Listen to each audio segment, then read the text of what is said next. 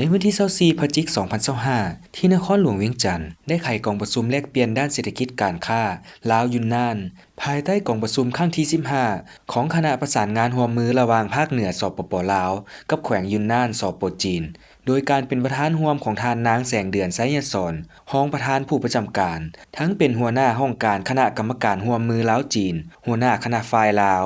และต่างหน้าฝ่ายจีนโดยทานนางเซินยี่ประธานสมาคมการค้าสากลแขวงยุนนานสปป.จีนเป็นหัวหน้าคณะมีคณะผู้แทนจากบรรดาแขนงการที่เกี่ยวข้องจากศูนย์กลางและบรรดาแขวงภาคเหนือของลาวรวมทั้งบรรดาหัวหน่วยวิสาหกิจ2ฝ่ายเข้าร่วมกองประชุมครั้งนี้เพื่อเผยแพร่นโยบายการลงทุนของสปป.ลาวรวมทั้งเป็นการสร้างโอกาสให้แก่บรรดาหัวหน่วยธุรกิจของสปป.ลาวและแขวงยุนนานสปป.จีนได้รายงานสภาพการดำเนินธุรกิจและเสนอข้อสนใจต่างๆของตนแนะใส่เพิ่มทวีการร่วมมือด้านการค้าการลงทุนการท่องเที่ยวระหว่างลาวจีนให้นับมือนับเพิ่มขึ้นและมีความเติบใหญ่เข้มแข็งประกอบส่วนสุกยู่จะตั้งพันขยายข้อตกลงของการนำขั้นสูงของ2ประเทศในการร่วมมือกันสร้างแนวทางเศรษฐกิจลาวจีนโดยมีเส้นทางรถไฟลาวจีนเป็นพื้นฐานที่สำคัญเอาใจใส่ประกอบส่วนพัฒนาโครงการปิ่นอ้อมทางรถไฟลาวจีนให้เกิดดอกออกผลยิ่งขึ้นและนำผลประโยชน์สูงสุดมาสู่ประชาชน2ชาติในกองประชุมท่านนางแสงเดือนไสยศ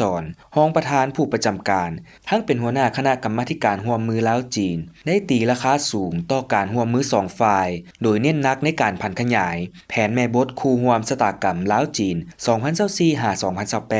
ซึ่งมีความหมายความสำคัญหลายในการสุกยู่การพัฒนาและร่วมมือเศรษฐกิจเทคนิคของ2ฝ่ายและได้สร้างโอกาสและเงื่อนไขอันดี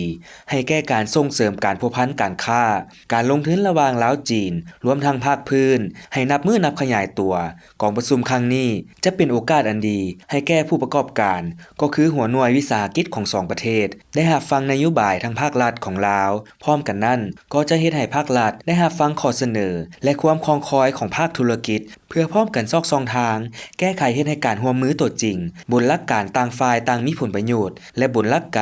ารสมทบระหว่างกลไกตลาดกับการดัดสมของรัฐอย่างมีประสิทธิผลนอกจากนั้นท่านนางเซินยีประธานสมาคมการค้าสากลแขวงยุนนานสปป.จีนก็ได้มีคำเห็นต่อผลการร่วมมือด้านเศรษฐกิจการค้าการลงทุน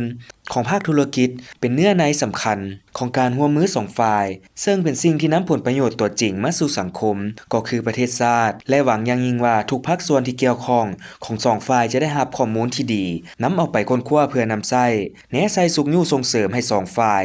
มีการร่วมมือกันให้นับมือนับหลายขึ้นและแน่นแฟ้นกว่าเก่าในตอนท้าย2ฝ่ายได้ตีราคาสูงต่อมากผลการร่วมมือระยะผ่านมาและได้สุกยู่ให้สืบต่อพันขยายกลไกร่วมมือระหว่างภาคเหนือกับแขวงยุนนานที่มีอยู่ในปัจจุบันให้มีประสิทธิภาพและมีความคล่องตัวยิ่งขึ้น